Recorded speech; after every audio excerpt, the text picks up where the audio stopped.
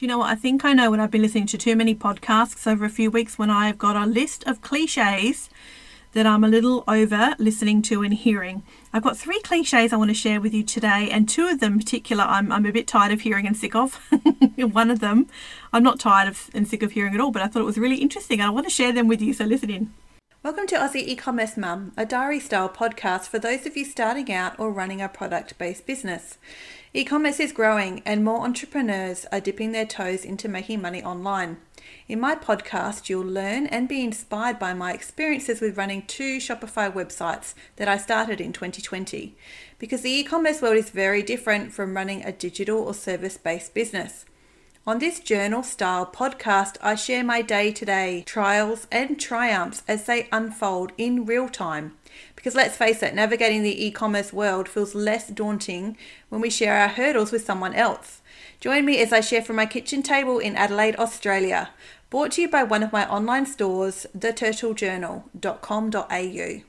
Hey, my name is Rachel. Welcome to episode 49. This episode I'm calling something like Are the Riches in the Niches? I'm not sure what I'm going to call this episode yet, but this is basically an episode about cliches in e-commerce that I have some thoughts about I want to share with you. So I want to share with you a few cliches, 3 in particular, that I hear all the time and you probably do too. And I want to share my thoughts about them. So this episode is less tactical, less educational. This is much more of a philosophical episode about my thoughts on these cliches. And I will share with you what I think about them. So I'm going to go straight to the first one. The first one is be your authentic self. Your authentic self. I hate this one with a passion. This is my first one and it makes me cringe. I can't stand this term. I hear this cliche everywhere. It comes up in almost every conversation on 90% of the podcasts I listen to, or articles I read, or Facebook group chats that I'm part of, or even training I get from industry experts inside the membership group I'm part of. I hear this term, to be your authentic self, and it gives me the creeps. Honestly, I really don't like it. I don't like it because I'm like, well, who the heck do you think we're being? Of course we're being ourselves, shouldn't we? Aren't we? Aren't we all being ourselves? Shouldn't we being ourselves? Who on earth do we think we're being anyway? But you know what? So much of society is built on being something or someone other than who we really are, and escaping from who we really are or what we're doing. Like, lots of our life is full of distraction and, you know, filling time with different things that really are meaningless in an effort to not have to be ourselves, probably. So I probably hate the idea that anybody needs to be encouraged to deliberately be ourselves. I think it's a bit crazy, but it's probably a sign of the times, and I do understand that that's probably actually a real thing, is that a lot of business owners struggle with being their authentic self in business and showing up and just being who they actually are. None of this is more obvious to me than on video. I do a Facebook Live every week with my customers, and it still makes me nervous. I've been doing it now for a little while. I think I've probably got about nearly 20 weeks worth. 20 weeks? Nah, not that many. Maybe 15 weeks worth of Facebook Lives I have on my Facebook page, and I still get nervous about it. I still feel a little bit insecure, but I'm going to be just me. Like, that's who people expect to see. That's who I am. I don't want to be someone I'm not. That sounds exhausting to me, like exhausting to try and be somebody that I'm not. And perhaps this is a bit of a personality thing too, and I take it for granted that I am a pretty confident person.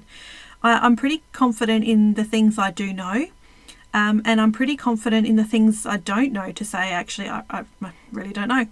I couldn't help you. I actually don't know. I'm sorry. I have no experience with that. I don't know enough about it to give an opinion.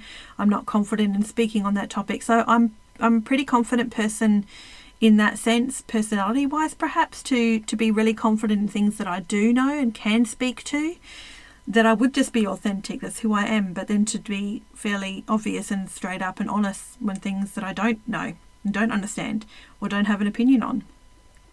So do you know what? It can probably be really beneficial to listen to and absorb content from creators that you respect, who seem to do this effortlessly.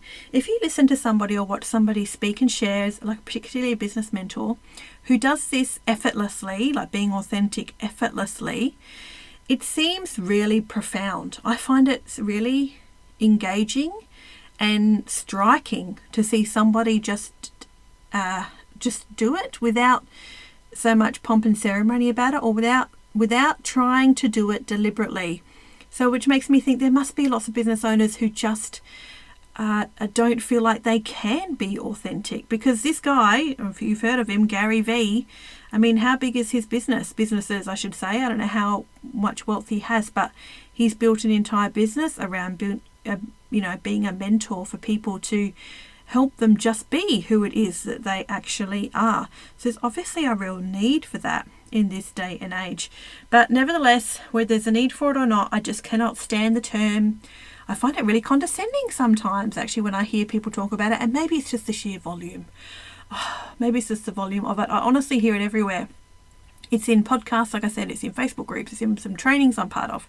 It's on articles I read. Like, it is everywhere, touted as this new thing that you could be successful in business if you're your authentic self, as if like no one else is doing it already. I don't know, it just drives me nuts.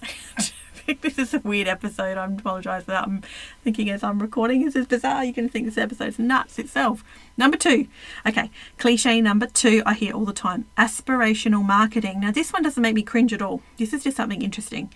Aspirational marketing. So this is something I've heard a little bit recently, and there's a new spin on it that I've heard in 2023, which I happen to agree with wholeheartedly, actually. And I'd be interested if things change over time and lean further in this direction that I'm about to share with you, that the people I have heard speak on this term have shared about the term aspirational marketing. And they have said, a couple of people I've heard said, that it's now the market is moving, consumers in general, are moving from aspirational marketing, or as far as we should be marketing to them as an aspirational product or an aspirational service. Like our angle to customers shouldn't be aspirational anymore. Our angle to customers should be attainable. And I think that's really, really interesting. So when I hear the term aspirational marketing, which I still do hear a lot because it's a very common term, is that, you're an aspirational brand, that now there's a couple of people I've heard, in the industry, and I reckon I agree with them. I'd be interested to see what happens over time, would say that the consumer base in general and people in general, customers and society in general, is moving away from being receptive to that sort of marketing, aspirational marketing, and they're far more receptive to attainable marketing. Let me give you an example. Aspirational marketing could be something like the Kardashians. That's aspirational. It's something that's the pinnacle of, it's out of reach, it's so removed from reality, it's aspirational.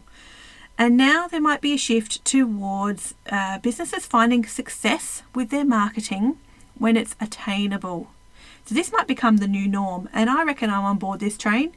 I would agree with this, that it's going to become the new norm, that businesses that find far better traction with their customer base and far more success, far more trust as a brand, lean much more on the attainable side of marketing and way less on the aspirational. So in other words, attainable will be something like, you can have this too.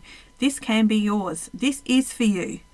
Not aspirational. Aspirational is where we are like magnifying the gap between what somebody doesn't have and what we are offering them or what we have. And that makes it's a bit icky. I don't like that at all. We're highlighting the deficit. I hate that. So that's aspirational marketing, something that you probably can't get to, but you really want, and you'll try your hardest to get to, but you'll probably never get there. How terrible is that? It's just horrible. It's horrible to say it like that. Whereas attainable is far more personable, relatable.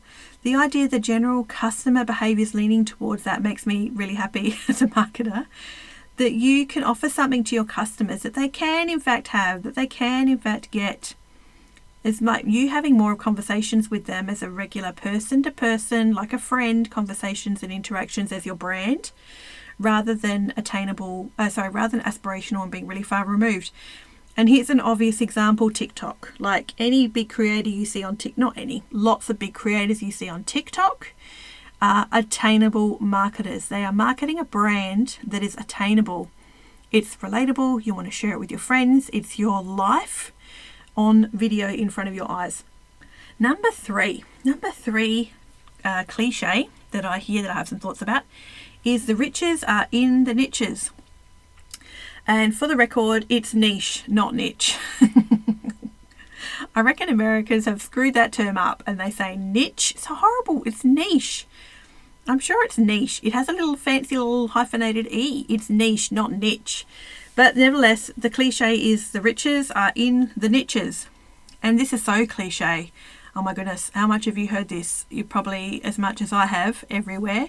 Probably as much as being your authentic self.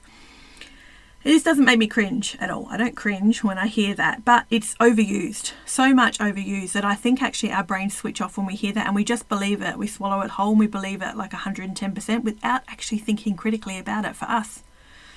So do I actually believe that wholeheartedly? Or am I just swallowing that because it's become gospel in the marketing industry? That's just the way things are and we accept it as the riches are in the niches. Are they really? Because, you know, with any headline business term that gets picked up like that, it becomes like blanketed everywhere across the board. You hear it all the time. And sometimes our business brains just switch off and we just swallow it and not think strategically or critically about it. But if we do think about it more strategically and critically to make sure it benefits our business for success and longevity, I don't know that the riches are so much in the niches here in Australia. Let me tell you why. I believe the population of Australia is about 26 million people. And out of that, I think maybe there's about 16 million adults, something like that. So if you advertise on Meta, if you don't, you totally should. You should have been by now if you've been listening to me for 5 minutes. But let's say you do advertise on Meta and you probably know how big your broadest audience is on Meta that encompasses every possible interest you can think of. They're not all your customers by any means, but they are all the potential people who might be interested in your product that you can think of. For me, it's about 2.5 million people. Sounds like a huge amount of people, but they're just all people vaguely interested in products like mine, similar to mine, similar interests. They're not all customers and they're not all going to be customers. So, do you know what? About 2 million people is maybe 7% of the population of this country. In fact, 2 million people's 7% at the most of adults who have purchasing power on social media. It's probably far less. Maybe 6%. Anyway, let's say 7%. But what is 7% of the US population? Guess what? It's 23 million people. That's almost as big as this whole country is in population size. So when you hear people talk about the riches in the niches to death, like it's the be all and end all for any success in your business, just keep in mind they're probably in the US or the EU. They might not be in Australia or New Zealand, and maybe they're selling globally, but I'm not. And my customers are here in Australia. I'm only marketing to Australians at this point. I have sold lots in the US in my first year when I was drop shipping, but now I package and handle all my own stock and inventory. I sell just in Australia at the moment. So the riches are not in the niches just here in Australia. If I niche down as much as what people expect you to do. So I was on a training just a couple of weeks ago as part of a subscription box training I watched and paid for and was part of. And she was running this training. She's amazing and phenomenal, but she's in the US. And she got us as an exercise to niche down about 3 levels. In other words, so the sponsor of this podcast is the Turtle Journal. I sell stickers and scrapbooking supplies, all vintage, sort of warm, fuzzy, warm, cozy style stuff for journaling and scrapbooking and collage, things like that. So on this training, then let's say that's my broad niche is scrapbooking supplies. Let's make it really broad. Scrapbooking supplies. Then she would say, okay, niche down further. Okay, I could think, all right, maybe scrapbooking supplies for mums of little kids, just when they want to do scrapbooking for little kids. And she would say, okay, niche down further. Maybe just scrapbooking then. Maybe not all the other paper crafts that usually come along with it. So not stamping, not card making, not collage, not journaling. Purely scrapbooking papers and supplies that is not card making, not stamping, not collage, not junk journaling, not mixed media journaling, not art journaling, just scrapbooking for mums with little kids. I thought, what the hooly dooly? Like, I've probably got a customer base of maybe 500 Australian women in that little bucket. Like, no one. Like, if I was to try and target those people on Facebook, honestly, the interest for that size might be 200,000, which, if any of you know who advertise on social media, that is the smallest audience ever, and you're not going to get a lot of success or longevity out of that audience at all. So do you see where the problem is? Do you see why I get annoyed with this term? We need to think about it specifically for our business and how it works for us, and not just follow this sort of advice whole and assume that because it works in the US, it has to work here. Like I said to you, 7%, if say 7% of adults on social media are potentially my customers, and that's a massive percentage, it's nowhere near that, I'm sure. It's probably more like 5% of adults on social media might be interested in my products. Then let's say there is, and that's about 2 million people. 7% of the US is 23 million. It's over 10 times the amount. Like, you could build a really big business with an audience size on social media of 23 million people. It's like, it'd be like marketing, I don't know, toothpaste to all of Australians, the whole country. That's probably a business there, but not for us if you're in a small product business, which many of you probably are. Just be cautious about the whole niching down too far, because you'll hear a lot of experts in e-commerce say that the riches are in the niches. You've got to niche down and niche down again. I hear that a lot and I get really tired of it, because it's completely tone deaf to their students and where their students live in the world, and where their customers live, where they even want to advertise, or where they want to run their business from. So yeah, we're not assuming that we all want to be marketing to the US, because if I was marketing to the US as a person who sells just scrapbooking supplies to young mums, well, there probably is 20 million of them in the US, but there's certainly not here in Australia. So we have to be really cautious about some sort of advice like this that we take for gospel, particularly because so much online e-commerce, building a business advice is from the US online. So you really have to think about it with your Aussie brain and your Aussie marketing skills, your Aussie audience in mind, before you sort of take this advice to heart too much and kind of chuck your critical thinking out the window. So that's why I hate that term.